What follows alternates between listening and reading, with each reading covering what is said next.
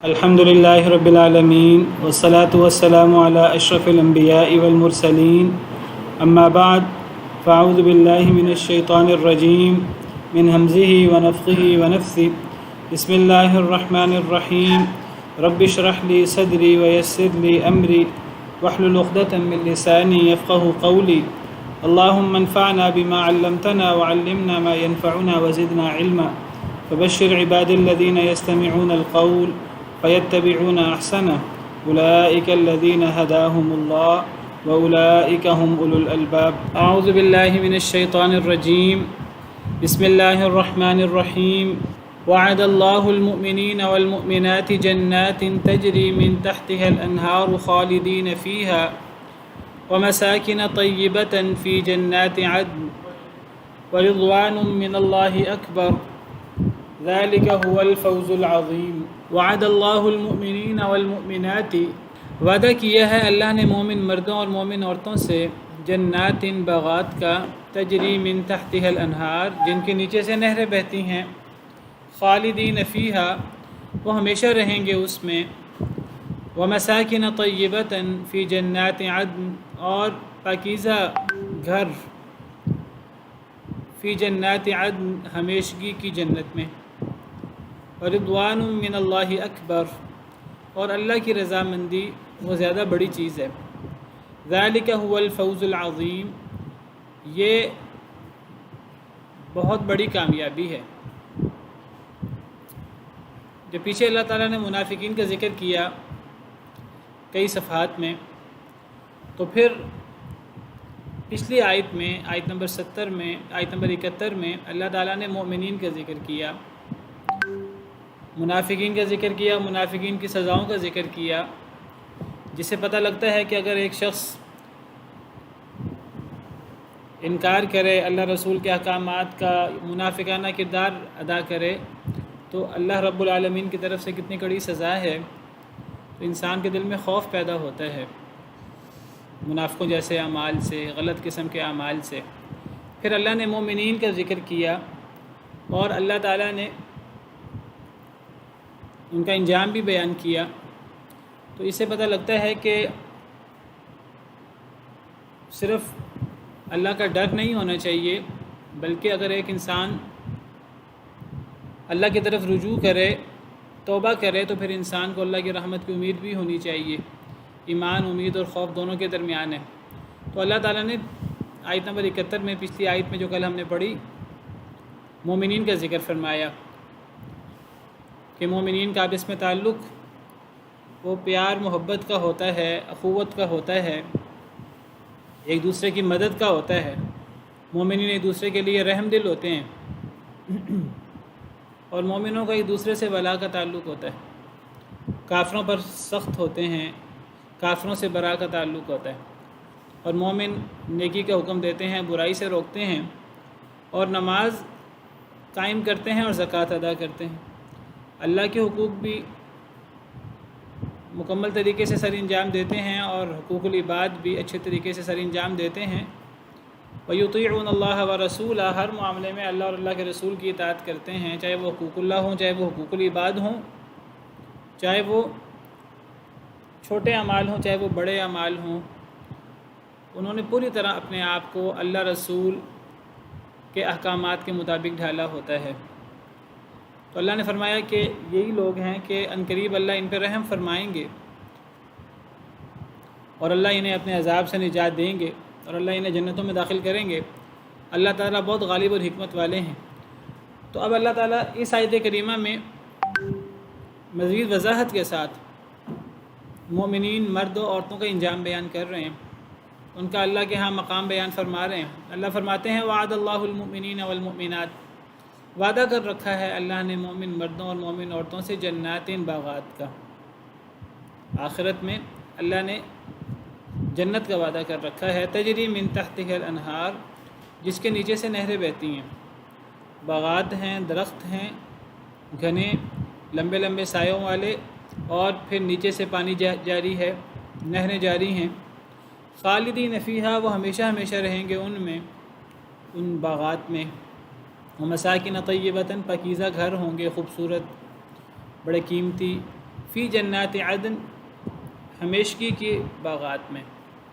تو یہ جو جنت ہے اور یہ جو جنت کی نعمتیں ہیں یہ ہمیشہ ہمیش کے لیے ہیں۔ جنات عدن کی کئی تفسیریں مفسرین کرام کرتے ہیں، جو مشہور تفسیر ہے زیادہ تر مفسرین نے کی ہے وہ ہمیشگی کی جنت، کہ وہ جنت ہمیشہ ہمیش کے لیے ہے۔ تو اللہ تعالیٰ نے اس آیت کریمہ میں مومن مردوں اور عورتوں کے آخرت میں بہترین مقام کا ذکر کیا، اور اللہ فرماتے ہیں یہ آخرت کا بہترین مقام جنت کی صورت میں ہو، باغات کی صورت میں، یا پاکیزہ گھروں کی صورت میں، ہمیشگی کی صورت میں، تو یہ آخرت کی نعمتیں یہ مومن مردوں عورتوں دونوں کے لیے ہیں۔ تو یہ نہیں ہے صرف مردوں کے لیے ہیں، یا یہ نہیں ہے صرف عورتوں کے لیے ہیں۔ اس سے اس ایک اشکال کا، مغالطے کا رد بھی ہو جاتا ہے، جو بہت سارے لوگ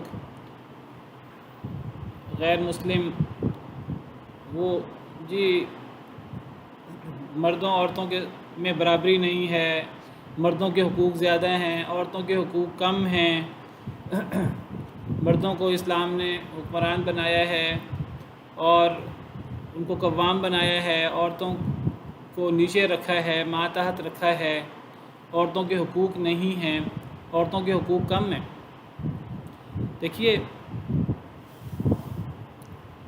جہاں تک دنیا کے اندر اللہ نے جس مقصد کے لیے مردوں کو پیدا فرمایا، جس مقصد کے لیے عورتوں کو پیدا فرمایا، اللہ نے دو الگ الگ جنسیں بنائی ہیں، اور اللہ تعالیٰ نے ہر جنس کو جس طرح بنایا ہے، جس طرح اس کی جسمانی ساخت بنائی، جس طرح اللہ نے ان کو پیدا کیا ہے، اللہ سے بہتر کون جانتا ہے کہ کس کی کیا ذمہ داری ہو سکتی ہے۔ اللہ نے مردوں کے لیے الگ کام رکھے ہیں، عورتوں کے لیے الگ کام رکھے ہیں۔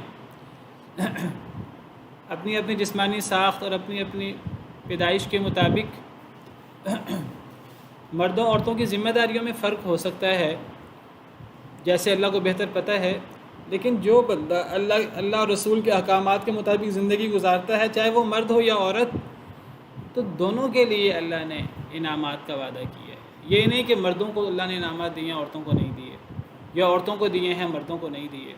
اگر مرد اللہ کے احکامات کے مطابق جو اللہ نے احکامات دیے ہیں، جو مردوں کی ذمہ داریاں لگائی ہیں، اگر مرد وہ ذمہ داریاں پوری کریں تو مردوں کے لیے جنت ہے، نعمتیں ہیں، دنیا کے اندر پاکیزہ زندگی ہے، اور آخرت کے اندر جنت کی صورت میں نعمتیں ہیں۔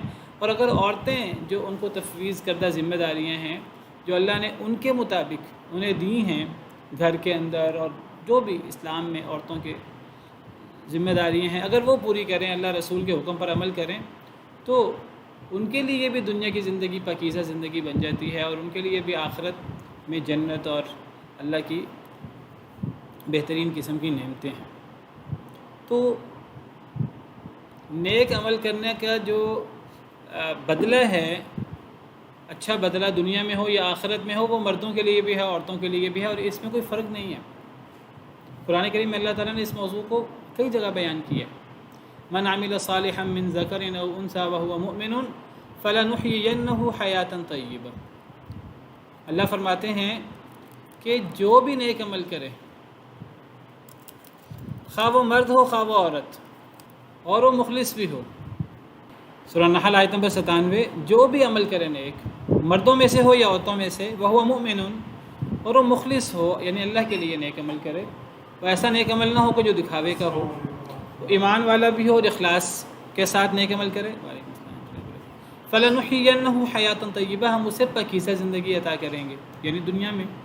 تو یہ جو دنیا کے اندر وعدہ ہے پاکیزہ زندگی کا، یہ مردوں کے لیے بھی ہے، عورتوں کے لیے بھی، اور جو آخرت میں وعدہ ہے جنت وغیرہ کا، وہ بھی مردوں عورتوں دونوں کے لیے ہے۔ تو دیکھیے سورہ نساء آیت نمبر 124، اللہ فرماتے ہیں وَمَن يَعْمَلْ مِنَ الصَّالِحَاتِ مِن ذَكَرٍ أَوْ أُنثَىٰ، جو بھی عمل کرے نیکیوں میں سے، خواہ وہ مرد ہو خواہ وہ عورت ہو، وَهُوَ مُؤْمِنٌ، اور وہ ایمان والا بھی ہو، مخلص بھی ہو، فَأُولَٰئِكَ يَدْخُلُونَ الْجَنَّةَ، یہ لوگ جنت میں داخل ہوں گے۔ تو مرد بھی جائیں گے، عورتیں بھی داخل ہوں گی، کوئی فرق نہیں ہے۔ وَلَا يُظْلَمُونَ نَقِيرًا، ذرہ برابر بھی ظلم نہیں ہوگا۔ اسی طرح سورہ آل عمران آیت نمبر 195، اللہ فرماتے ہیں کہ فاستجاب لهم ربهم انی لا اضيع عمل عامل منکم من ذکر او انثى، تمہارے رب نے ان کے رب نے ان کی دعائیں قبول کر لیں، اور اللہ نے فرمایا کہ میں تم میں سے کسی عمل کرنے والے کے عمل کو ضائع نہیں کروں گا، خواہ وہ مرد ہو خواہ وہ عورت ہو۔ تو مرد ہو یا عورت کسی کا عمل ضائع نہیں ہوگا۔ ہاں، مردوں کے لیے وہ اعمال ہیں جو اللہ نے ان کے لیے مقرر کیے ہیں، عورتوں کے لیے وہ اعمال ہیں جو اللہ نے ان کے لیے مقرر کیے ہیں۔ یعنی نیک عمل کہتے ہی اس عمل کو ہیں جو اللہ نے کسی کے لیے مقرر کیا۔ عورتیں کہ ہم نے مردوں والے کام کرنے ہیں، مرد کہ ہم نے عورتوں والے کام کرنے ہیں، اور وہ اپنے تئیں اس کو نیک بھی سمجھ رہے ہوں۔ نیک عمل وہ نہیں ہے جس کو میں نیک سمجھتا ہوں، یا نیک عمل وہ نہیں جس کو کوئی اور شخص مرد یا عورت نیک سمجھتا ہے۔ نیک عمل وہ ہے جس کو اللہ نے جس کے لیے نیک عمل قرار دیا۔ اگر عورتوں کے لیے گھر میں رہنا اور گھریلو زندگی گزارنا، بچوں کی پرورش، اور یہ اگر اللہ نے مقرر کیا دین اسلام میں، تو ان کے لیے یہ عمل ہے۔ اگر مردوں کے لیے کمائی کرنا اور باہر کے معاملہ سر انجام دینا، جو بھی اسلام نے ذمہ داریاں لگائی ہیں، تو وہ مردوں کے لیے نیک عمل ہے۔ جو بھی نیک عمل کرے، جس کا جو دائرہ کار ہے، جو اس کے مطابق نیک عمل کرے، تو اس کے لیے دنیا کی بھی بہترین زندگی اور آخرت کی بھی بہترین زندگی کی اللہ کے ہاں اللہ نے انعام کے طور پہ ذکر کیا ہے۔ اور یہاں بھی اللہ تعالیٰ یہی بیان فرما رہے ہیں، مومن مرد ہوں یا عورتیں، تو ان کے لیے باغات ہیں، اور ان کے لیے تو اس سے اس مغالطے کا رد ہو جاتا ہے جو سمجھتے ہیں کہ جی اسلام میں مرد و عورتوں میں مساوات نہیں ہے۔ یہ غلط قسم کا پروپیگنڈا ہے۔ وہ مساوات ان کے ہاں نہیں ہے، ان کے ہاں ظلم ہے عورتوں پر۔ عورتوں کو شمع محفل بنا کر، بے وقوف بنا کر عورتوں کو گھر سے نکال دیا جاتا ہے کہ جی ہم مرد تمہاری ذمہ داری نہیں اٹھا سکتے، تم اپنی ذمہ داری خود اٹھاؤ، اپنی معاشی ذمہ داری۔ مرد ان کی معاشی ذمہ داری سے بھی دستبردار ہو گئے، اور اپنے غلط مقاصد بھی مردوں نے پورے کر لیے فحاشی والی عورتوں سے۔ وہ چاہتے ہیں کہ وہ ہر جگہ انہیں عورتیں اویلیبل ہوں اپنی عیاشی کے لیے، اپنے غلط کاموں کے لیے، تو عورتیں بے وقوف بن گئی دونوں جگہ پر۔ تو وہ زیادتی کر رہے ہیں عورتوں کے ساتھ، اور وہاں عورتوں کا استحصال ہو رہا ہے۔ اسلام میں تو عورتوں کی بڑی عزت ہے اور بڑا مقام ہے۔ ہاں، اسلام میں دائرہ کار ہے، یہ مردوں کا دائرہ کار ہے، یہ عورتوں کا دائرہ کار ہے۔ اسلام میں مساوات نہیں ہے مردوں اور عورت کی۔ اسلام مساوات کی بات نہیں کرتا، اسلام عدل کی بات کرتا ہے۔ عدل اور مساوات میں فرق ہے۔ مساوات مرد و زن نہیں ہے اسلام میں، اسلام میں عدل ہے۔ عدل کیا چیز ہے، مساوات کیا چیز ہے؟ مساوات یہ ہے کہ جو چیز مردوں کی ہے وہی چیز عورتوں کی، جو حق مردوں کا ہو وہ حق عورتوں کا، یہ اس کو مساوات کہتے ہیں۔ لیکن یہ اسلام اس کا قائل نہیں ہے، بلکہ اسلام تو اس بات کا قائل مردوں کے لیے بھی نہیں ہے۔ یعنی دو مرد ہیں اگر، تو دو مردوں کے ایک جیسے حقوق نہیں ہیں اسلام میں۔ اور جو مغرب دعویٰ کرتا ہے کہ جی ہم مساوات کے قائل ہیں، مردوں میں ہو یا عورتوں میں، مرد بھی مغرب بھی اس مساوات کا دعوے کی حد تک قائل ہے، اصل میں قائل نہیں ہے۔ یعنی میں کہتا ہوں کہ ایک حکمران ہے، ایک حکمران کے حقوق ہیں اور ایک حکمران نہیں ہے، اس کے حقوق ہیں، دونوں کے حقوق میں فرق ہے، مغرب میں بھی فرق ہے۔ باپ ہے اور ایک بیٹا ہے، دونوں کے حقوق میں فرق ہے۔ ایک پارلیمنٹ میں ہے، ایک پارلیمنٹ میں نہیں ہے، دونوں کے حقوق میں فرق ہے۔ آپ کیسے مساوات کی بات کر سکتے ہیں؟ ایک مزدور ہے اور ایک کسی فیکٹری کا، کسی کمپنی کا وہ سی ای او ہے، وہ اونر ہے، تو دونوں کے حقوق ایک جیسے کیسے ہو سکتے ہیں؟ دونوں کے حقوق ایک جیسے نہیں ہو سکتے۔ تو جب مردوں کے حقوق ایک جیسے نہیں ہیں، بوڑھے لوگوں کے حقوق الگ ہیں، ان کو کئی جگہ پر ریلیکسیشن دی جاتی ہے، وہ جوانوں کو نہیں دی جاتی، تو مساوات تو نہ ہوئی۔ مردوں میں مساوات نہیں ہے تو مردوں عورتوں میں مساوات کیسے ہوگی؟ دعویٰ ہے مساوات کا، اسلام مساوات کا قائل نہیں ہے، اسلام عدل کا قائل ہے۔ عدل کیا ہے کہ ہر ایک کو حقوق دیے جائیں جو اس کی صلاحیتوں کے مطابق ہیں، اس کے دائرہ کار کے مطابق ہیں۔ بیٹا ہے، بیٹے کے حقوق بیٹے کے اعتبار سے ہوں گے، باپ ہے، باپ کے اعتبار سے ہوں گے، حکمران ہے، اس کے حکمران ہونے کے اعتبار سے جتنی ذمہ داری ہے اتنے اس کے حقوق ہوں گے۔ کوئی ایک عام آدمی ہے معاشرے کا، اس کے حقوق اس کے مطابق ہوں گے۔ یہ عدل ہے، اسلام عدل کی بات کرتا ہے۔ اور یہ عدل صرف مردوں میں نہیں ہے، یہ مردوں عورتوں میں بھی ہے۔ مردوں کو جو مردوں کی ذمہ داری ہیں اس طرح کے حقوق دی۔ جب مرد نے گھر کی ذمہ داری سنبھالنی ہے، بیوی بچوں کی ذمہ داری اٹھانی ہے، تو مرد تو گھر کا قوام ہونا چاہیے، پھر بیوی بچوں کو مرد کی بات ماننی چاہیے۔ اب عورت تقاضا کرے نہیں، اگر میں تمہاری پابند ہوں تو تمہیں بھی میرا پابند ہونا پڑے گا، فلاں جگہ میں تمہاری بات مانوں گی، فلاں جگہ تمہیں میری بات ماننی پڑے گی، تو مساوات ہوگی۔ 2 دفعہ بچوں کا پیمپر میں نے چینج کیا ہے، اب 2 دفعہ تم پیمپر چینج کرو۔ وعلیکم السلام ورحمۃ اللہ وبرکاتہ۔ یہ مساوات مغرب دعویٰ تو کرتا ہے، اس کا مغرب میں بھی یہ مساوات نہیں ہے۔ میں نے اتنی دفعہ چائے بنا دی کہ اب اتنی دفعہ چائے تم بنا دو، میں نے کھانا بنا دیا اب تم بنا دو۔ وعلیکم السلام۔ یہ مردوں عورتوں میں تو یہ ویسے مغرب میں چھڑتی ہیں۔ مجھے آپ بتائیے، یہ جو فیکٹریوں میں یہ جو وہاں باورچی ہوتے ہیں یا وہاں جو ملازم ہوتے ہیں، وہاں مالک ملازموں والے کام کیوں نہیں کر دیتا؟ وہ ہمیشہ ملازم کو ملازم والے کام کرنے پڑتے ہیں، مالک والے کام کرتا ہے۔ بہرحال بات دور نکل رہی ہے۔ تو اسلام جو ہے وہ مردوں عورتوں کی جو ذمہ داریاں ہیں، جو ان کے حقوق ہیں، وہاں عدل کی بات کرتا ہے۔ ہر ایک کو حقوق ہیں اس کے دائرہ کار کے مطابق۔ باقی جو اپنے دائرہ کار میں محنت کرے، اور اللہ نے جس کو جو ذمہ داریاں دی ہیں، اسلام میں تو زیادہ فوکس ذمہ داریوں پہ، جو ذمہ داری جس کو دی گئی ہے، کلکم راعٍ وکلکم مسئول عن رعیتہ، تم میں سے ہر شخص ذمہ دار ہے اور ہر شخص سے اس کے ذمہ داری کے بارے میں سوال ہوگا۔ ایک حکمران وہ ذمہ دار ہے، اور جتنا ذمہ دار ہے، جتنا بڑا، اتنا اس سے سوال کھڑا ہونا ہے۔ اور ایک مرد ذمہ دار ہے تو اس سے اپنی ذمہ داری کے بارے میں، بیوی بچوں کے بارے میں سوال ہوگا۔ ایک عورت ذمہ دار ہے، اس سے اپنے شوہر کے بچوں کا اور شوہر کے گھر کے بارے میں، جو شوہر کی عدم موجودگی میں اس کے اوپر ذمہ داری ہے۔ ایک غلام وہ ذمہ دار ہے، اور جتنی ذمہ داری ہے اس سے اس کے بارے میں سوال ہوگا۔ اسلام تو فوکس کرتا ہے ذمہ داریوں پر، اور جو ذمہ داری ادا کرے، اب وہ بادشاہ ہے یا وہ غلام ہے، وہ مرد ہے یا وہ عورت ہے، تو پھر دنیا میں بھی اللہ تعالیٰ وعدہ کرتے ہیں کہ بہترین زندگی ہوگی، فَلَنُحْيِيَنَّهُ حَيَاةً طَيِّبَةً، خواہ وہ بادشاہ ہے، خواہ وہ غلام ہے، خواہ وہ مرد ہے، خواہ وہ عورت ہے، اور آخرت میں اس کے لیے جنت ہے۔ مسئول عن رعیتہ۔ تو یہ وعدہ جو جنت کا ہے، یہ صرف مومن مردوں سے نہیں ہے، یہ مردوں عورتوں دونوں سے ہے۔ تو اسلام میں عدل ہے، پورا انصاف ہے، مساوات کی اسلام بات نہیں کرتا کہ گدھے گھوڑے کو برابر کر دو۔ میرا اس سے مقصد یہ نہیں ہے کہ مرد جو ہیں وہ گھوڑے ہیں اور عورتیں یہ ہیں، نہیں، مراد یہ ہے کہ جس کی جو ذمہ داریاں ہیں، تو وہ اپنی ذمہ داریوں کے مطابق جو اللہ کے حکم پر عمل کرے گا، تو اس کی دنیا بھی بہتر ہوگی، آخرت بھی بہتر ہوگی۔ تو اللہ نے مومن مردوں اور عورتوں کے لیے یہ وعدے کیے ہیں۔ وَرِضْوَانٌ مِّنَ اللَّهِ اکبر، اور رضا اللہ کی طرف سے وہ زیادہ بڑی چیز ہے۔ یعنی مومن مرد ہوں یا عورت، ان کے لیے صرف یہ نعمتیں نہیں ہیں، بلکہ ان کے لیے اللہ کی رضا بھی ہے، اللہ ان سے راضی۔ جب وہ دنیا میں اللہ پہ راضی ہوئے، اور جب دنیا میں انہوں نے اچھی بری تقدیر پر وہ ایمان لائے۔ دیکھیے، مومن ہوتا ہی وہ ہے جو ایمان لاتا ہے، ایمان باللہ، ایمان بالملائکہ، ایمان بالکتب، ایمان بالرسل، ایمان بالیوم الآخر، ایمان بالقدر، اچھی بری تقدیر پر جو ایمان رکھتا ہے۔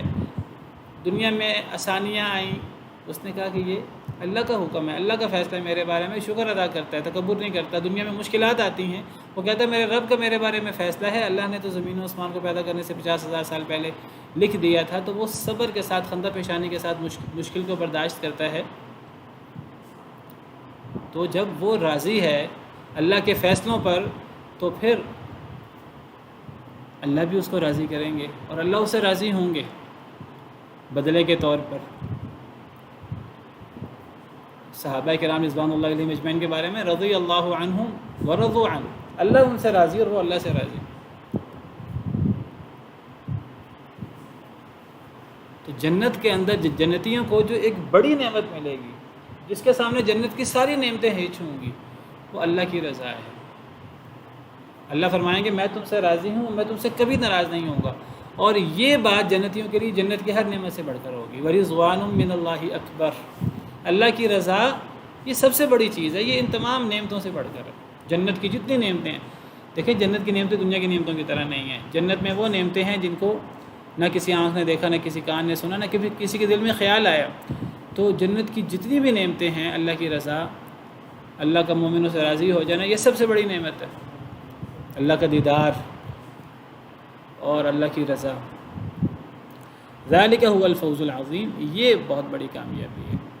تو یہ اللہ نے مومن مردوں عورتوں کو یہ مقام دیا ہے، منافقین کے بالمقابل۔ یا ایھا النبی جاہد الکفار والمنافقین واغلظ علیہم ومأواہم جہنم وبئس المصیر۔ اے نبی صلی اللہ علیہ وسلم جاہد الکفار، جہاد کیجئے کافروں سے، والمنافقین اور منافقین سے، وغلظ علیہم اور سختی کریں ان پر، ومأواہم جہنم اور ان کا ٹھکانہ جہنم ہے، وبئس المصیر اور بہت ہی برا ٹھکانہ ہے، بہت ہی بری لوٹنے کی جگہ ہے، المصیر لوٹنے کی جگہ، ٹھکانہ۔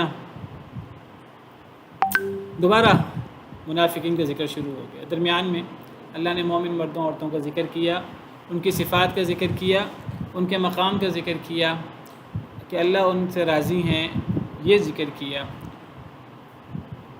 پھر دوبارہ اللہ نے کفار کا، منافقین کا ذکر شروع کیا۔ اے نبی صلی اللہ علیہ وسلم کفار سے جہاد کریں، منافقین سے جہاد کریں اور ان پر سختی کریں۔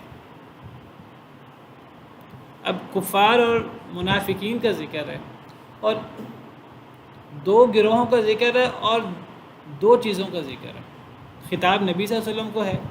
جب خطاب نبی صلی اللہ علیہ وسلم کو ہوتا ہے تو نبی صلی اللہ علیہ وسلم پوری امت کے نبی ہیں، تو جو حکم نبی کو ہوتا ہے وہ آپ کے واسطے سے پوری امت کو ہوتا ہے، کیونکہ آپ پوری امت کے نمائندہ ہوتے ہیں۔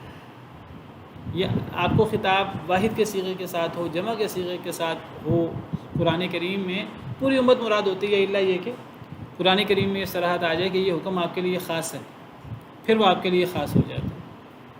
تو نبی صلی اللہ علیہ وسلم کو اور آپ کے واسطے سے پوری امت کو خطاب ہے۔ دو قسم کے گروہوں کا ذکر ہے اور دو قسم کے حکم دیے ہیں اللہ نے، کفار کا ذکر ہے، منافقین کا ذکر ہے، اور حکم کیا دیے ہیں اللہ نے؟ جہاد کا اور سختی کا۔ جاہد الکفار والمنافقین، جہاد کیجئے کفار سے، منافقین سے، وغلظ اور سختی کریں، غین لام ضا، سختی کرنا، سختی کیجئے ان پر۔ اب کیا مراد ہے اس سے؟ بعض مفسرین کہتے ہیں کہ یہ دونوں حکم دونوں قسم کے گروہوں کے لیے ہیں، کہ کفار اور منافقین دونوں سے جہاد بھی ہونا چاہیے، دونوں سے سختی بھی ہونی چاہیے، دونوں سے سختی ہونی چاہیے، درست رویہ ہونا چاہیے۔ جس طرح فرمایا کہ اشداء علی الکفار رحماء بینہم، کہ مومن لوگ جو ہیں والذین معہ اشداء علی الکفار رحماء بینہم، کہ نبی صلی اللہ علیہ وسلم کے ساتھی کافروں پر سخت ہیں اور آپس میں رحم دل ہیں۔ تو سختی بھی ہوگی اور جہاد کی ضرورت پڑی قتال کی تو وہ بھی ہوگا، کفار سے بھی منافقین سے بھی۔ کفار سے تو جہاد سمجھ آتا ہے، منافقین سے جہاد کیا ہوگا؟ تو یہ جو مختلف آراء ہیں اس آیت کریمہ کی تفسیر میں، پہلی رائے یہ ہے کہ دونوں گروہوں سے دونوں قسم کے معاملات ہوں گے، کفار اور منافقین دونوں سے جہاد بھی ہوگا، دونوں سے سختی بھی ہوگی۔ اب سوال یہ ہے کہ کفار سے تو جہاد و سختی سمجھ میں آتی ہے، منافقین سے جہاد و سختی کیسے ہوگی؟ منافقین تو ظاہراً مسلمانوں میں سے ہوتے ہیں، ان کا شمار ظاہراً مسلمانوں میں سے ہوتا ہے، ان سے جہاد کیسے ہوگا؟ تو وہ کہتے ہیں کہ مراد یہ ہوگی کہ اگر منافقین کی سازشیں نمایاں ہو جائیں، ظاہر ہو جائیں، ان کی بدعہدی اور ان کی خیانتیں اور ان کی سازشیں جو وہ مسلمانوں کے خلاف کرتے ہیں، تو پھر اگر وہ اتنی بڑی سازش ہو کہ غداری تک پہنچ جائے تو ان کے ساتھ بھی جہاد ہوگا، جیسا کفار کے ساتھ جہاد ہوتا ہے۔ دیکھیے نبی صلی اللہ علیہ وسلم نے یہود سے معاہدہ کیا اور جب انہوں نے بدعہدی کی تو آپ نے پھر ان سے انتقام لیا، بعض یہود کو جلا وطن کیا، بعض کو قتل کیا، بنو قینقاع، بنو نذیر، ان کو جلا وطن کیا گیا اور بنو قریظہ کو قتل کیا گیا، 700 مردوں کو آپ کو پتہ ہے، بدعہدی کرنے کی وجہ سے۔ حالانکہ وہ تھے غیر مسلم لیکن ان سے معاہدہ تھا کہ ہم مل جل کر رہیں گے مدینہ منورہ میں۔ منافقین کہنے کو ظاہری طور پہ مومن ہیں، ظاہری طور پہ ان کا شمار مومنوں میں ہوتا ہے، لیکن ان کے رویے ظاہر ہوتے رہتے ہیں، ان کا نفاق ظاہر ہوتا رہتا ہے۔ اگر منافقین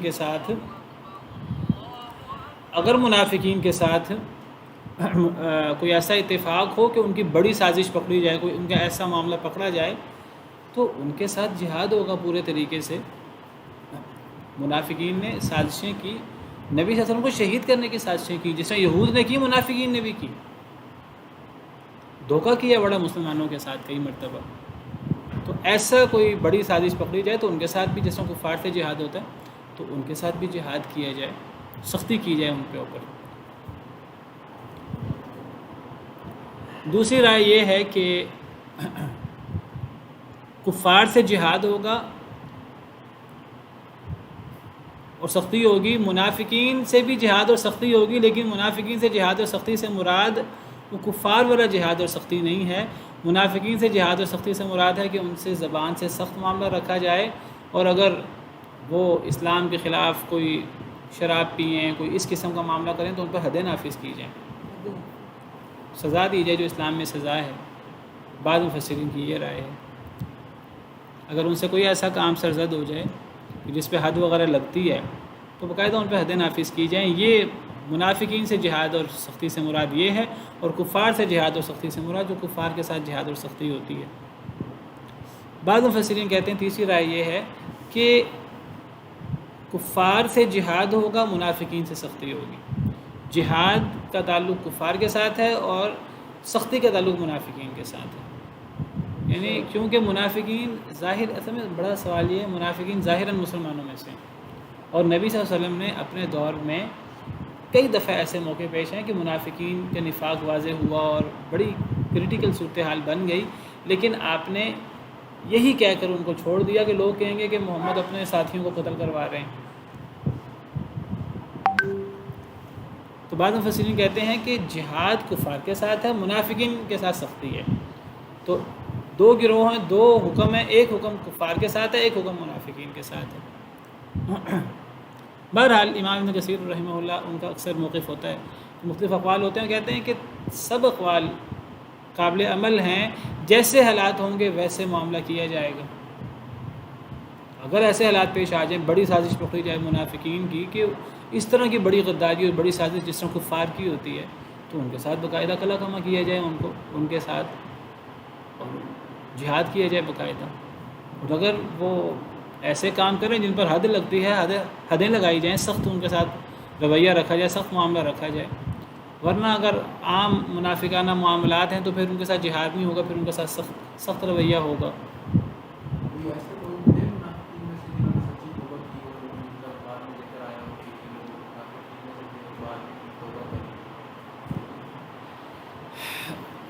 دیکھیے منافقین کے بارے میں بعض تو ایسے ہیں کہ جن کے بارے میں پتہ لگ گیا، جیسے عبداللہ بن ابی ہے اور اس قسم کے لوگ ہیں، جیسے ذوالخویسرہ تھا جس نے نبی صلی اللہ علیہ وسلم پر باقاعدہ عدل کرنے کا، اس نے کہا آپ عدل نہیں کرتے، تو اس قسم کے لوگ جن کا نفاق اور اس قسم کی چیزیں ظاہر ہو گئیں۔ بہت سارے ایسے ہیں، بہت سارے سے مراد یعنی زیادہ ایسے ہیں کہ اللہ تعالیٰ نے نبی صلی اللہ علیہ وسلم کو کئی منافقین کے نام بتا دیے، اور آپ نے خاص طور پہ جو جنگ تبوک وغیرہ کے موقع پر جنہوں نے سازش کی تھی، جس کا بھی ذکر آ رہا ہے، تو نبی صلی اللہ علیہ وسلم کو شہید کرنے کی سازش کی، اور اللہ نے آپ کو وحی کر کے بتا دیا، تو نبی صلی اللہ علیہ وسلم کو وحی سے پتہ لگ گیا کہ فلاں فلاں لوگ منافق ہیں، اور نبی صلی اللہ علیہ وسلم نے اس کو اوپن نہیں کیا، آپ نے حضرت حذیفہ کو بتایا۔ حضرت حذیفہ کو نبی صلی اللہ علیہ وسلم کا صاحب راز کہا جاتا ہے، رازدان کہا جاتا ہے۔ تو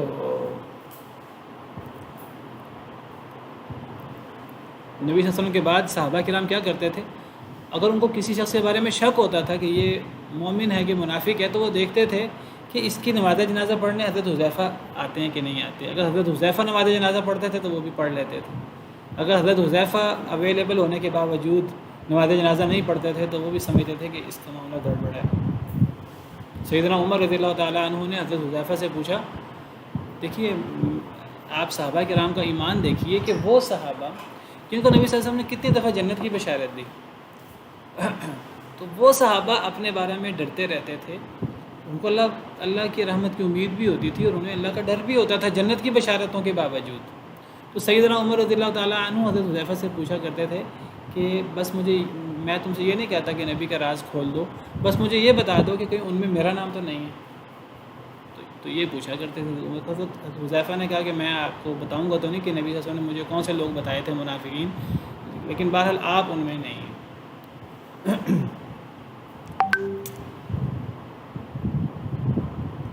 اور کچھ منافقین کا نہیں پتہ تھا، تو بہرحال منافقین موجود تھے۔ وَمِمَّنْ حَوْلَكُمْ مِنَ الْأَعْرَابِ مُنَافِقُونَ، اللہ تعالیٰ فرماتے ہیں اسی صورت میں ہم پڑھیں گے کہ تمہارے ارد گرد منافق بھی رہتے ہیں۔ ومن اہل المدینہ مردوا علی النفاق، اہل مدینہ والوں میں منافق بھی لوگ تھے. لا تعلمهم، آپ انہیں نہیں جانتے، نحن نعلمهم، ہم انہیں جانتے ہیں. تو کچھ منافقین کو نبی بھی نہیں جانتے تھے، اللہ نے نہیں ذکر کیا تھا. کچھ منافقین کا اللہ نے نبی کو بتا دیا تھا، نبی صلی اللہ علیہ وسلم نے حضرت حذیفہ کو بتا دیا ان کے بارے میں. بہرحال یہ کوئی تعداد بہت زیادہ نہیں تھی. آج کل تو بہت زیادہ ہے. یہ تو اس دور کی بات ہو رہی جو خیر القرون ہے. اس وقت یعنی مومن زیادہ ہوتے تھے، منافق تھوڑے ہوتے تھے. آج تو اللہ معاف کرے منافق بہت زیادہ ہے. تو اے نبی صلی اللہ علیہ وسلم جہاد کریں کفار سے اور منافقین سے اور ان پہ سختی کریں. ومأواہم جہنم، ان کا ٹھکانہ جہنم ہے. وبئس المصیر، اور بہت ہی بری لوٹنے کی جگہ ہے، بہت ہی برا ٹھکانہ ہے. یعنی دنیا میں ان کے ساتھ جہاد اور سختی ہوگی اور آخرت میں ان کا ٹھکانہ جہنم ہے اور بہت برا رستہ ہے، بہت برا ٹھکانہ ہے، لوٹنے کی جگہ ہے. یحلفون باللہ ما قالوا، وہ قسمیں اٹھاتے ہیں اللہ کی کہ انہوں نے نہیں کہا. منافقین کا ذکر شروع ہو گیا. وہ قسمیں اٹھاتے ہیں اللہ کی کہ انہوں نے نہیں کہا. وَلَقَدْ قَالُوا كَلِمَةَ الْكُفْرِ، حالانکہ انہوں نے کہہ دیا ہے کلمہ کفر. وَكَفَرُوا بَعْدَ إِسْلَامِهِمْ، اور انہوں نے کفر کیا اسلام کے بعد، اپنے اسلام کے بعد. وَهَمُّوا بِمَا لَمْ يَنَالُوا، اور انہوں نے اس کا ارادہ کیا، انہوں نے ارادہ کیا ساتھ اس کے جس کو وہ پہنچ نہیں سکے. انہوں نے ایسی بات کا ارادہ کیا کہ جس بات کو کرنے پر وہ قادر نہیں ہو سکے، اپنے مقصد کو پہنچ نہیں سکے. میں بتاتا ہوں ابھی. وما نقموا الا ان اغناهم اللہ ورسولہ من فضلہ، اور نہیں انہوں نے انتقام لیا مگر یہ کہ غنی کر دیا ان کو اللہ نے اور اللہ کے رسول نے اپنے فضل سے. فَإِن يَتُوبُوا يَكُ خَيْرًا لَّهُمْ، پس اگر وہ توبہ کر لیں تو یہ بہتر ہے ان کے لیے. اگر وہ توبہ کر لیں یکونو سے، تو یہ ہوگا خیراً بہتر لہم ان کے لیے. وَإِن يَتَوَلَّوْا، اور اگر وہ پھر جائیں يُعَذِّبْهُمُ اللَّهُ عَذَابًا عَلِيمًا فِي الدُّنْيَا وَالْآخِرَةِ، تو عذاب دے گا انہیں اللہ تعالیٰ دردناک عذاب فی الدنیا والآخرہ، دنیا اور آخرت میں. وَمَا لَهُمْ فِي الْأَرْضِ مِنْ وَلِيٍّ وَلَا نَصِيرٍ، اور نہیں ہے ان کے لیے زمین میں نہ کوئی دوست اور نہ کوئی مددگار. اس کی وضاحت کر دیتا ہوں. یحلفون باللہ ما قالوا، وہ قسمیں اٹھاتے ہیں اللہ کی کہ انہوں نے نہیں کہا. تو منافقین کا طرز عمل بار بار آپ پڑھ رہے ہیں کہ ایک ان کا رویہ منافقانہ، کردار ان کا غلط، اور نمبر 2 کہ قسمیں اٹھا کر اپنے اوپر سے اس الزامات کو دور کرنے کی کوشش کرنا اور اپنے غلط رویے کی اپنے سے نفی کرنا، قسمیں اٹھا کر، حالانکہ وہ غلط رویہ ان کے اندر موجود ہے. اور قسم کون اٹھاتا ہے بار بار؟ قسم وہی اٹھاتا ہے بار بار جس کو پتہ ہے کہ میں کہوں گا کہ میں ایسا نہیں ہوں لیکن اگلے لوگ یقین نہیں کریں گے. اور یقین کیوں نہیں کریں گے؟ کیونکہ ان سے ایسے بہت سے اعمال ثابت ہو چکے ہیں کہ ایک دفعہ ان کا نفاق ظاہر ہوا، پھر دوسری دفعہ، پھر تیسری دفعہ، اب چوتھی دفعہ ان کو قسم اٹھانی پڑتی ہے. اور ان کو پھر بھی ہوتا ہے کہ جی ہمارے قسم اٹھانے کے باوجود بھی لوگ یقین نہیں کریں گے، اور نہیں کرتے یقین. پھر ان کو قسم اٹھانی پڑتی ہے، پھر ان کو کہنا پڑتا ہے اللہ گواہ ہے کہ میں مومن ہوں، اللہ گواہ ہے کہ میں منافق نہیں ہوں. تو منافقین کا ایک طریقہ کار ہے قسمیں اٹھانا، جس پر کئی دفعہ بات ہو چکی ہے. تو وہ قسمیں اٹھاتے ہیں اللہ کی، اللہ کا حلف اٹھاتے ہیں اللہ کا نام لے کر کہ انہوں نے نہیں کہا. اللہ فرما رہے ہیں کہ وہ قسم اٹھاتے ہیں انہوں نے نہیں کہا، اور اللہ فرماتے ہیں وحی کی زبان میں وحی کرتے ہوئے وَلَقَدْ قَالُوا كَلِمَةَ الْكُفْرِ، اور البتہ تحقیق انہوں نے کہا ہے کلمہ کفر. قسم اٹھاتے ہیں انہوں نے نہیں کہا، اللہ کہتے ہیں ساری قسمیں جھوٹی ہیں ان کی، انہوں نے کلمہ کفر کہا ہے. اور ایسا کلمہ کفر کہا ہے کہ اسلام کے بعد کافر ہو گئے ہیں. اگر کوئی اسلام تھا ظاہری، اسلام کہتے ہیں ظاہری اعمال کو ہیں، اگر کوئی اسلام تھا بھی، کوئی ظاہری کوئی چیز تھی بھی، تو وہ کافر ہو چکے ہیں اس کلمہ کفر کے بعد. اس کلمہ کفر سے کیا مراد ہے؟ کیا انہوں نے کہا تھا؟ اس آیت کی تفسیر میں مفسرین نے مختلف منافقین کے اقوال ذکر کیے ہیں، جن میں سے ایک قول یہ بھی ہے جس کا سورہ منافقون میں ذکر ہے کہ اگر ہم مدینہ لوٹے تو ہم میں سے جو سب سے معزز ہے وہ سب سے ذلیل کو نکال دے گا. اور اس قسم کے غلیظ کلمات اور بکواسات وہ کرتے رہتے تھے، اپنے خبث باطن کا اور اپنے نفاق کا اظہار وہ کرتے رہتے تھے، نبی صلی اللہ علیہ وسلم کے بارے میں اور صحابہ کرام کے بارے میں الٹی سیدھی باتیں وہ کرتے رہتے تھے۔ مثلا صحابہ کرام کے بارے میں کہتے تھے کہ ان کو اسلام سے کیا لینا دینا، ان کو اللہ رسول کے احکامات پر عمل کرنے سے کیا مطلب، یہ تو اس لیے نبی کے ارد گرد اکٹھے ہیں کہ انہیں کوئی مال و دولت مل جائے۔ ہم الذین یقولون لا تنفقوا علی من عند رسول اللہ حتی ینفضوا، بدبختوں نے کہا، منافقین نے، کہ یہ جو اسلام میں خرچ کرنے کا حکم ہے، تو منافقین نے کہا خرچ نہ زیادہ کیا کرو، اگر زیادہ خرچ نہیں کرو گے تو یہ سب جو نبی صلی اللہ علیہ وسلم کے بڑے جانثار بنے پھرتے ہیں یہ سب کے سب بھاگ جائیں گے، یہ تو صرف پیسے کے لیے اکٹھے ہوئے ہیں۔ یہ منافقین نے بات کہی۔ پھر یہ بات کہی منافقین نے کہ یہ جو اپنے آپ کو مسلمان کہتے ہیں، بڑا جانثار کہتے ہیں اللہ رسول کا، تو یہ کھانے میں بڑے پیٹو ہیں اور جب لڑائی کی بات آتی ہے تو بڑے بزدل ہیں۔ منافقین نے یہ بات کی، حالانکہ یہ منافقین کا اپنا رویہ، اپنا طرز عمل ہے، لیکن انہوں نے یہ بکواس کی صحابہ کرام کے بارے میں، نبی صلی اللہ علیہ وسلم کے جانثاروں کے بارے میں، کہ کھانے کی بات آئے تو یہ آگے آگے موٹے پیٹوں والے، اور جب بات آئے جہاد کی تو یہ بزدلی کا مظاہرہ کرتے ہیں۔ یہ منافقین نے بات کہی مسلمانوں کے بارے میں، اس قسم کی باتیں نبی صلی اللہ علیہ وسلم کے بارے میں اور مسلمانوں کے بارے میں اس قسم کی بکواسات کرتے رہتے تھے۔ تو ایسی کوئی بات جنگ تبوک کے موقع پر بھی ہوئی جس کا ذکر ہم نے پیچھے بھی پڑھا ہے۔ دیکھیے منافقین جو ہیں یہ الٹی سیدھی باتیں کرتے رہتے تھے۔ منافقین سے ہر وقت نفاق اور اس قسم کے اعمال سرزد نہیں ہوتے تھے، اکثر نفاق جو ظاہر ہوتا ہے وہ مشکل حالات میں ہوتا ہے، اور جنگ تبوک یہ جنگوں میں سے بھی ایک مشکل جنگ تھی، جنگ تبوک۔ تو جنگ تبوک کے موقع پر منافقین کا نفاق بہت زیادہ ظاہر ہوا، اور یہ جو اس قسم کی باتیں نبی صلی اللہ علیہ وسلم اور صحابہ کرام کے بارے میں کہتے تھے، یہ باتیں بھی ان سے سرزد ہوتی رہیں، اور جس کا ایک بات کا ذکر ہم نے پیچھے پڑھا بھی ہے کہ اگر ان سے سوال کرو کہ تم نے یہ بات کہی ہے، وہ کہیں گے ہم تو مذاق کر رہے تھے، ہم تو کھیل کود رہے تھے۔ تو اللہ نے فرمایا کہ کیا کھیل کود کے لیے اللہ رسول ہی رہ گئے ہیں، اللہ کی آیات ہی رہ گئی ہیں، تم عذر پیش نہ کرو، تم تو اپنے ایمان کے بعد کافر ہو چکے ہو۔ یہ بات ہم نے پیچھے بھی پڑھی۔ تو جنگ تبوک کے موقع پر انہوں نے اس قسم کی باتیں کہی نبی صلی اللہ علیہ وسلم کے بارے میں، صحابہ کرام کے بارے میں۔ تو یہ باتیں سن لیں بعض صحابہ کرام نے، بعض چھوٹے صحابہ کرام نے بات سن لی، چھوٹی عمر کے صحابہ نے۔ انہوں نے نبی صلی اللہ علیہ وسلم کو، انہوں نے کہا منافقین کو ہم نبی صلی اللہ علیہ وسلم کو بتا دیں گے۔ منافقین کو پتہ لگا بھی بات ہماری پہنچے گی نبی صلی اللہ علیہ وسلم تک، انہوں نے پلان بنایا ہم انکار کر دیں گے، ہم قسمیں اٹھا کر انکار کر دیں گے۔ یہ بیان کرنے والے چھوٹی عمر کے صحابی ہیں، تو لوگ ان کی بات پہ یقین نہیں ہوگا، ہم بڑی عمر کے لوگ ہیں، اور ہم جب سب انکار کر دیں گے، قسمیں اٹھائیں گے، تو ہماری بات کا یقین ہوگا۔ تو جب نبی صلی اللہ علیہ وسلم تک یہ بات پہنچی اور آپ نے بلایا ان کو اور آپ نے پوچھا تم نے یہ بات کہی ہے، انہوں نے قسمیں اٹھا کر کہا ہم نے یہ بات نہیں کی، اللہ نے قرآن اتار دیا۔ یہ قسمیں اٹھاتے ہیں اللہ کی کہ انہوں نے نہیں کہا، اللہ فرماتے ہیں انہوں نے یقیناً کہا ہے کلمہ کفر۔ بہت بڑا کلمہ تھا، وہ کوئی ایسی بات تھی جو نبی صلی اللہ علیہ وسلم کے خلاف تھی، نبی صلی اللہ علیہ وسلم کے شان کے خلاف تھی، صحابہ کرام کے خلاف تھی۔ انہوں نے کلمہ کفر کہا ہے، اور انہوں نے اپنے اسلام کے بعد کفر کیا ہے۔ اس سے علماء نے استدلال کیا ہے کہ نبی صلی اللہ علیہ وسلم کی توہین کرنے والا وہ پھر کافر ہو جاتا ہے، اس کا اسلام پھر باقی نہیں رہتا اگر وہ اپنے ارادے کے ساتھ جان بوجھ کر یہ کام کرے۔ انہوں نے کلمہ کفر کہا، اور اپنے کفر کے بعد، اپنے اسلام کے بعد وہ کافر ہو چکے ہیں۔ وہ ہم بھی معلوم ینالو، اور انہوں نے ارادہ کیا اس چیز کا جس پر وہ پہنچے نہیں۔ اس سے کیا مراد ہے؟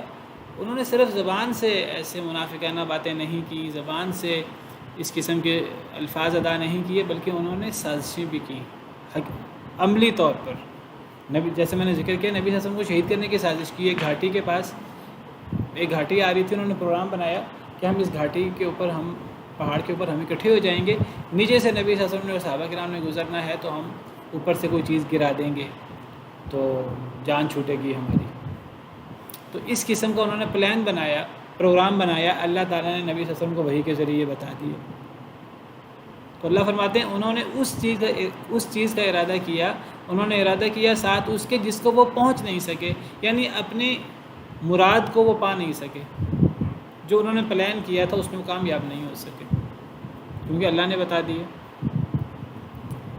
تو یہ زبان سے بھی اور اپنے عمل سے بھی ان کا یہ رویہ تھا۔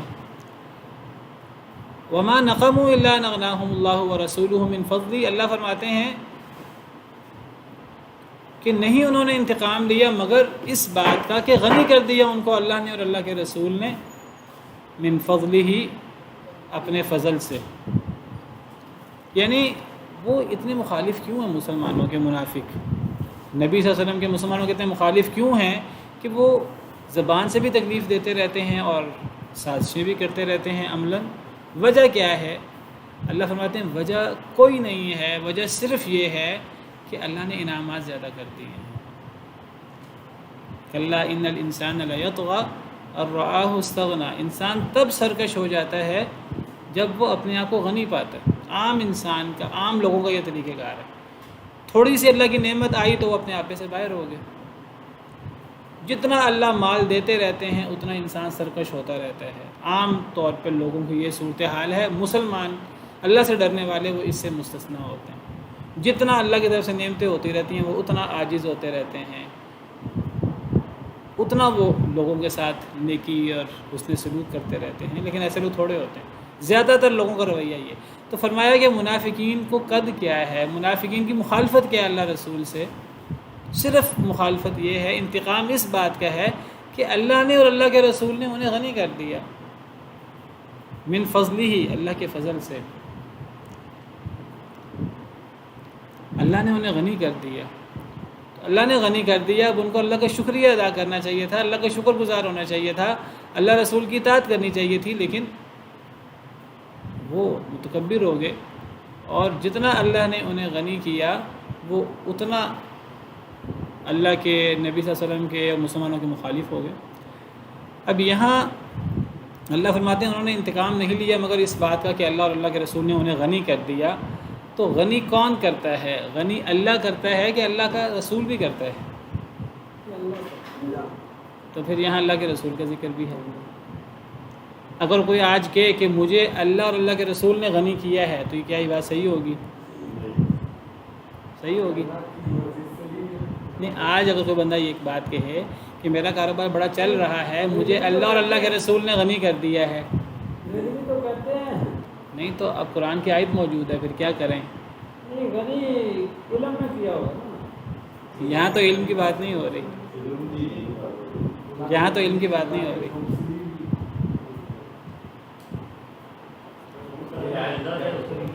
یہ وہی بات ہے جو ہم نے پیچھے پڑھی، واللہ ورسولہ حق ان یرضوہ ان کانوا مؤمنین۔ اللہ اور اللہ کے، پہلی بات تو یہ ہے کہ آپ دیکھیے کہ یہاں بھی وہی انداز ہے کہ اللہ اور اللہ کے رسول دونوں کا ذکر ہے، اور آگے فضلہ کی ضمیر واحد آئی ہے، تو یہاں اللہ کا فضل مراد ہے۔ انہوں نے نہیں انتقام لیا مگر اس بات کا کہ غنی کر دیا ان کو اللہ نے اور اللہ کے رسول نے، من فضلہ ماں نہیں ہے، من فضلہ ہی ہے، حالانکہ پیچھے اللہ رسول دونوں کی بات ہو رہی ہے۔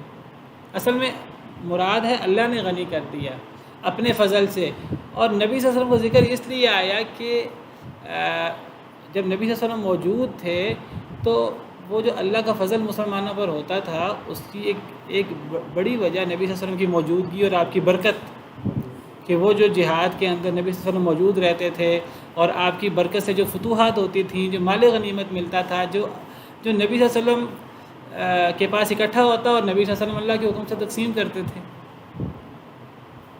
تو یہ آپ کی حیات طیبہ میں تو یہ بات موجود تھی کہ اللہ دینے والا ہے۔ آپ نے فرمایا، صحیح حدیث ہے کہ انما انا قاسم واللہ معطی، میں تقسیم کرنے والا ہوں، دینے والا تو اللہ ہے۔ یعنی آپ جب کوئی چیز تقسیم کرتے تھے صحابہ کرام میں، مسلمانوں میں، ایک منافق قسم کے لوگ یہ اعتراض کرتے، آپ کہتے کہ بھئی میرا کام تقسیم کرنا ہے، اللہ نے دیا ہے، میں تو اللہ کے حکم کے مطابق تقسیم کر رہا ہوں۔ تو دیتا اللہ تھا، اس کو تقسیم نبی صلی اللہ علیہ وسلم کرتے تھے اپنی حیات طیبہ میں، یا آپ صلی اللہ علیہ وسلم کی حیات طیبہ میں تھا۔ جیسے میں نے آپ کو ذکر کیا حضرت زید بن حارثہ کا، کہ اللہ نے قرآن میں فرمایا کہ وَإِذْ تَقُولُ لِلَّذِي أَنْعَمَ اللَّهُ عَلَيْهِ وَأَنْعَمْتَ عَلَيْهِ، جب آپ کہہ رہے تھے اس شخص سے جس پر اللہ نے بھی انعام کیا اور آپ نے بھی انعام کیا۔ حضرت زید بن حارثہ پر نبی صلی اللہ علیہ وسلم نے بھی انعام کیا تھا، جو آپ بطور بشر کر سکتے تھے۔ یہاں اللہ کے غنی کرنے سے مراد تو اللہ تو ہر بندے کو غنی کر دیتے ہیں، اللہ کی اپنی صفات ہیں، کسی کو غنی کرنا، کسی کو فقیر کرنا، اللہ کی تو خدائی صفات ہیں۔ تو نبی صلی اللہ علیہ وسلم کے غنی کرنے سے مراد نبی صلی اللہ علیہ وسلم جو بطور بشر جو لوگوں کو غنی کرتے تھے، لوگوں پر کو جو زکوٰۃ صدقات دیتے تھے، جو مال غنیمت تقسیم کرتے تھے، آپ جو بیت المال تھا اس میں سے آپ غریبوں مسکینوں کو جو عطا کرتے تھے، تو وہ نبی صلی اللہ علیہ وسلم اللہ کے حکم سے کرتے تھے بطور بشر۔ یہ نہیں کہ آپ کے پاس اللہ نے کوئی آپ کو خدائی اختیارات دے رکھے تھے اور آپ تب بھی لوگوں کو غنی کرتے تھے اور آپ اب بھی لوگوں کو غنی کرتے ہیں اور آپ قیامت تک لوگوں کو غنی کرتے رہیں گے، یہ مراد نہیں ہے۔ اس لیے آج یہ بات کہنا کہ میرے پاس بڑی جو ہے وہ مال و دولت کی فراوانی ہے، بڑی اللہ کی نعمتیں ہیں، مجھے تو اللہ اور اللہ کے رسول نے اپنے فضل سے غنی کر دیا ہے، آج یہ بات نہیں کہی جا سکتی۔ اللہ کی طرف فضل تو اللہ کا ہوتا ہے۔ تو نبی صلی اللہ علیہ وسلم کا ذکر آپ کی حیات طیبہ میں، کیونکہ بہت سارے کام آپ کی وساطت سے ہو رہے ہوتے تھے آپ کی حیات طیبہ میں، بطور بشر، بطور خدائی اختیارات نہیں۔ یہ اس طرح کے اختیارات نہیں ہیں جس طرح بعض لوگ سمجھتے ہیں کہ جی دینے والا تو اللہ ہے، لیکن اللہ نے آج ابدال بنا رکھے ہیں، کتب بنا رکھے ہیں اور وہ اللہ کے اختیارات استعمال کرتے ہیں۔ نبی صلی اللہ علیہ وسلم اپنی زندگی میں اللہ کے اختیارات استعمال نہیں کرتے تھے، آپ بطور بشر، بطور نبی، جو اللہ کا حکم ہوتا تھا آپ وہ کام کرتے تھے۔ تو آپ کی حیات طیبہ میں تو یہ چیز جی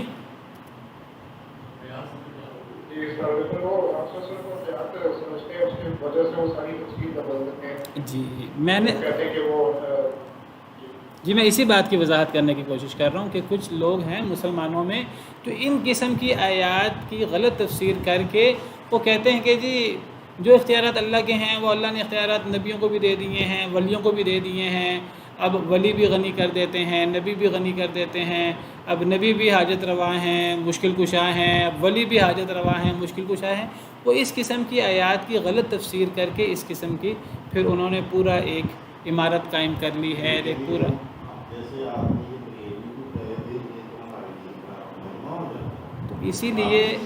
اسی لیے اس کی وضاحت کرنے کی کوشش کی نا۔ دیکھیے یہ آیات نبی صلی اللہ علیہ وسلم پر اتری، نبی صلی اللہ علیہ وسلم نے صحابہ کرام کو سکھائیں۔ سب سے پہلے یہ امت میں یہ دین سیکھا صحابہ کرام نے۔ صحابہ کرام نے ان آیات سے، ان احادیث مبارکہ سے کیا سمجھا؟ دیکھیے یہ ہے سب سے بڑی چیز۔ قرآن کی ان آیات کا مفہوم کیا ہے؟ نبی صلی اللہ علیہ وسلم کی حیات طیبہ میں صحابہ کرام اپنے مسائل نبی صلی اللہ علیہ وسلم کے پاس لے کر آتے، نبی صلی اللہ علیہ وسلم جو حل کر سکتے حل کر دیتے، جہاں اللہ سے دعا کرنی ہوتی اللہ سے دعا کرتے۔ لیکن جب نبی صلی اللہ علیہ وسلم فوت ہو گئے تو کیا صحابہ کرام نبی صلی اللہ علیہ وسلم سے غنا مانگتے تھے؟ نبی صلی اللہ علیہ وسلم سے صحابہ کرام کیا مدد مانگتے تھے؟ کیا صحابہ کرام قبر مبارک پر آ جاتے اور ان سے اولادیں مانگتے تھے اور جو مشکلات آتی تو ان سے مدد مانگتے تھے؟ صحابہ کرام نے ان آیات سے کیا سمجھا؟ وہی ہے جو آپ سے بیان کیا جا رہا ہے، یہی بات تفسیروں میں لکھی ہوئی ہے۔ تو جی جی دیکھیے وہ صرف فوت ہونے کا مسئلہ نہیں ہے، بلکہ مسئلہ یہ ہے کہ حالانکہ قرآن کہتا ہے نبی صلی اللہ علیہ وسلم فوت ہو چکے ہیں، اور حضرت ابوبکر نے فرمایا تھا من کان یعبد محمدا فإن محمدا قد مات، کہ جو محمد کی عبادت کرتا تھا محمد صلی اللہ علیہ وسلم تو فوت ہو چکے ہیں۔ اور اللہ نے قرآن میں فرمایا تھا کہ نبی صلی اللہ علیہ وسلم کے بارے میں کہ افإن مات أو قتل انقلبتم على أعقابكم، جب یہ فوت ہو جائیں گے یا شہید کر دیے جائیں گے کیا تم پھر جاؤ گے اپنے قدموں پر؟ تو جب یہ آیت حضرت ابوبکر صدیق نے پڑھی تو حضرت عمر کہتے ہیں مجھے یہ لگا جیسے یہ آیت آج اتری ہے نبی صلی اللہ علیہ وسلم کے فوت ہونے پر۔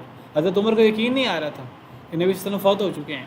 جب یہ آیت پڑھی حضرت ابوبکر صدیق نے تو حضرت عمر کہنے لگے مجھے لگا کہ جیسے یہ آیت آج اتری ہے، اور پھر حضرت ابوبکر نے خطبہ پڑھا تو نبی صلی اللہ علیہ وسلم فوت ہو چکے ہیں۔ وہ کہتے ہیں آپ فوت نہیں ہوئے، یا آپ ایک لمحہ کے لیے آپ فوت ہوئے تھے، پھر دوبارہ آپ زندہ ہو گئے، اور زندہ ہو کر اب آپ کے پاس وہ اختیارات آ چکے ہیں جو آپ کے پاس آپ کی حیات طیبہ میں بھی نہیں تھے۔ مسئلہ صرف یہ نہیں ہے کہ آپ فوت ہوئے ہیں کہ نہیں ہوئے، وہ کہتے ہیں کہ آپ دیکھیے ایک مسئلہ نبی صلی اللہ علیہ وسلم اپنی قبر میں زندہ ہیں کہ نہیں، یہ ہم بھی مانتے ہیں نبی صلی اللہ علیہ وسلم اپنی قبر میں زندہ ہیں، لیکن آپ کی زندگی برزخی ہے، اس کا تعلق دنیاوی زندگی سے نہیں ہے۔ دنیاوی اعتبار سے آپ اللہ کے پاس جا چکے ہیں، آپ موجود نہیں دنیا میں. اگر آپ دنیا میں موجود ہوں، کسی کے لیے آج جائز نہیں ہے کہ وہ امامت کروائے، کسی کے لیے آج جائز نہیں کہ وہ فتویٰ دے. اگر نبی صلی اللہ علیہ وسلم موجود ہیں تو آپ کے بعد خلیفہ بننا خلفاء کا، اور تو وہ ساری باتیں آپ کے سامنے.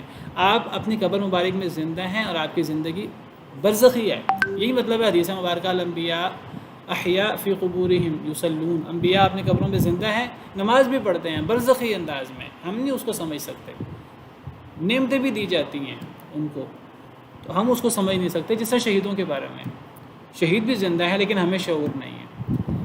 وہ کہتے ہیں کہ نبی زندہ ہیں دنیاوی طور پر، اور وہ ان کے پاس خدائی اختیارات بھی ہیں. یعنی نبی صلی اللہ علیہ وسلم اپنی زندگی میں تو آپ ایک بشر کی طرح سنتے تھے.